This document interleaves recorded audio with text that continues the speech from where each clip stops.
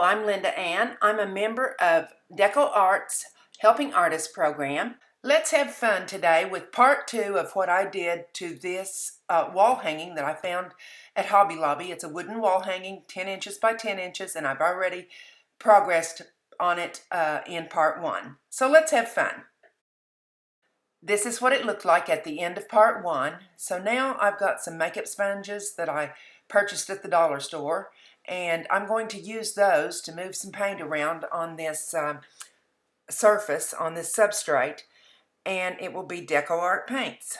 This is an Americana color. It's called Rockwood Red, and it's been sitting for a while, so some of the formula, I don't know what you call it, some of the binder has come to the top. And then I'm also going to use this patio paint from DecoArt. I'm going to let some of that binder go into my palette from the Rookwood Red color before I put in the paint that I stir in with the pigment in it.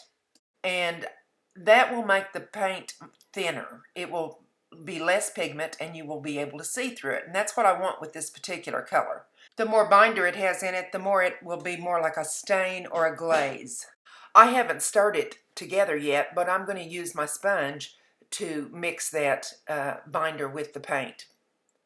And I don't have to mix very much, but I'll go over to a clean area in my palette and kind of dab off because I don't want much on my sponge. I just want to give a hint of the color. I'll dab it around the edges and in the middle and here and there all over the canvas just to give it a little faux rust appearance. I'm using the sponge, but it's a little like a dry brush technique where you get most of the paint off before you put anything onto your background.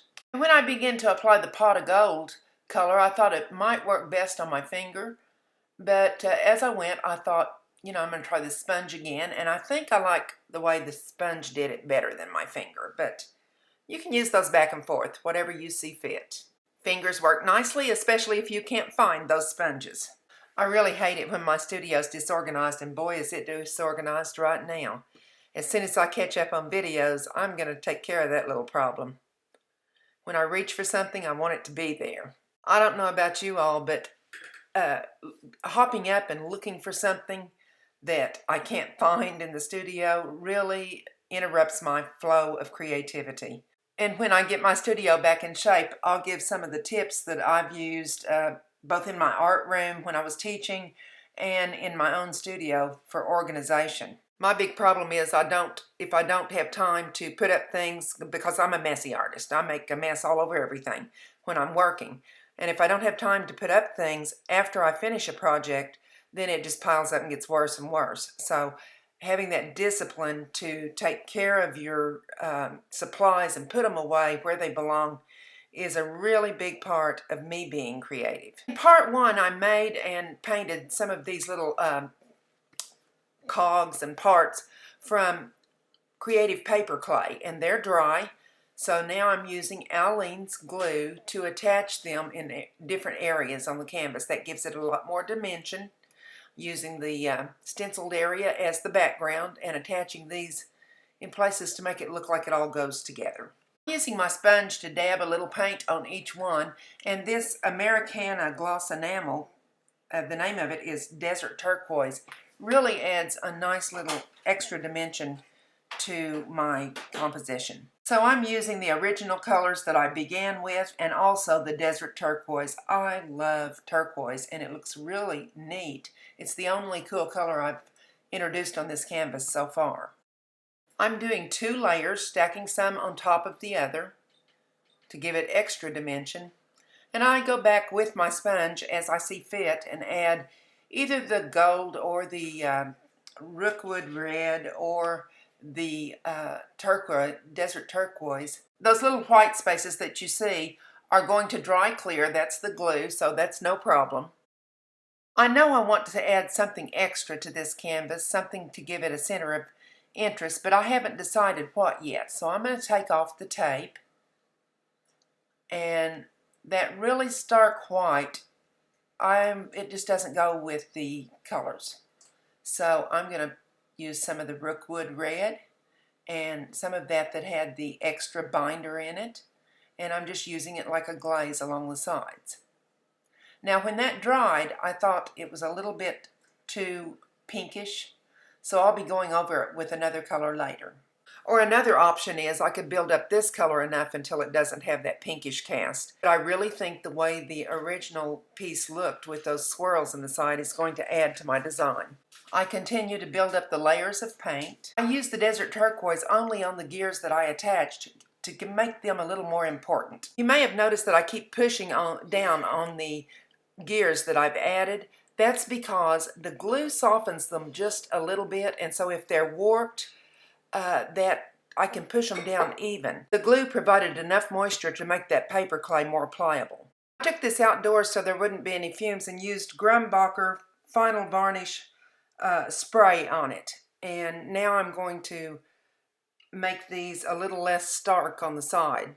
I'm going to use some of the same colors that I had before, but I'm using Radiant Gels also. And this one is Love You Pink and African Jade.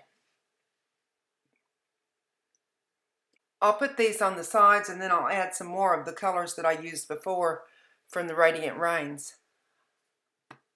If you notice that there's some leaves at the bottom here, those are paper clay leaves that I have painted for some previous work, and they were left over. And I'm going to see what they look like on this canvas. I'm not sure if I'll like them or not. I'm going to turn the piece on the side, and I'm going to use my sponge to apply Love You Pink Radiant Gel Dimensional Paint to the side of it, and then I'll go over it with some of the other colors after I use the African Jade also. The first coat goes on kind of light, and I know that it's going to take some build-up of layers to get what I want, but I want that black line to show through whatever I do. The black and white on the edges was just a little too stark, so I'm toning them down. As I build up the layers, it's going to become richer and richer in color. And now I'm going to go back to the dauber, and this is that Mediterranean. And I'm daubing on some color and blotting it out. And again, it's going to take a few layers of that. So I'm going to mix and match layers around the edges until I get the look that I want.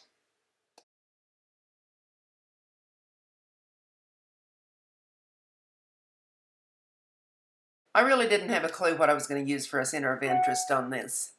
So I looked back in my studio and I had some of these little things I'd made out of keys. I had made little pins out of keys at one time, and I thought this might be pretty on it, but when I put it on there, it just didn't work. Didn't like the butterfly. So I tried some of these others. Here's a little dragonfly.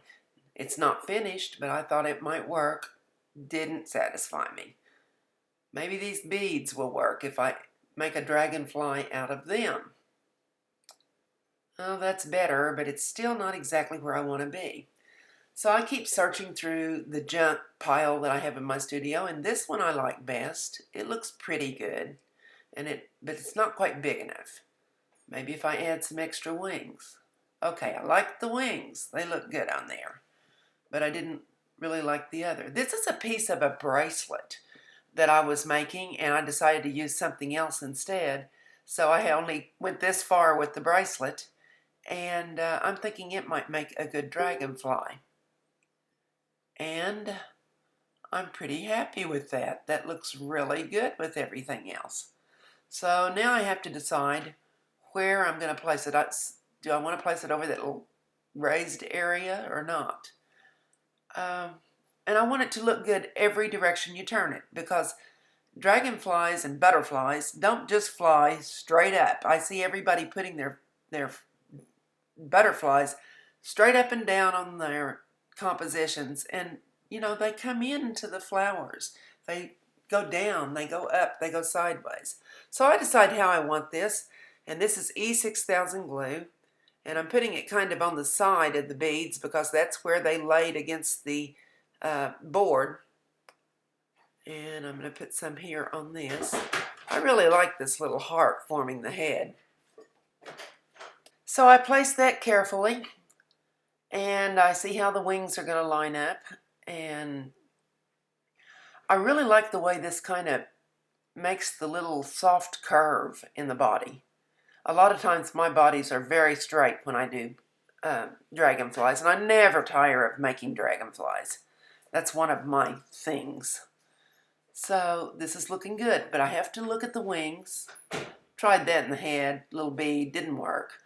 Have to look at the wings and see where they are going to touch. I want the wings to be a little more dimensional, so I bend them up, but then I'm going to bend them back down so that they will touch the board. Because if I just glue them on that center area, that's might not be enough to keep it in place. When you take things to craft shows and art shows, they get beat around pretty good. No matter how careful you are, they're going to take some abuse. So I want to be sure that it's sturdy on the board. And the wings are going to touch in 3 places. I've bent that one. I'll bend the other 2 back. And then I'll have the wings where they will touch. So just take my glue, put it on the tips of the wings.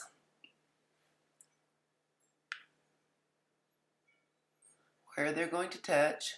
And this glue dries clear, so if I get a little extra, that's not a big deal. Plus, when I'm completely finished with this, I'll take it outdoors and put some varnish over it. So everything will be varnished under and shiny, and a little bit shiny. It probably won't be high gloss. But I'm going to get off a little bit of this glue. And there we go. All finished except for the varnish. I hope you enjoyed this video. If you did, click the like down below the video. I'd appreciate it if you like, share, comment. I always love those comments. And subscribe. If you haven't subscribed to my channel yet, I hope you'll click that little button. Have a wonderful day.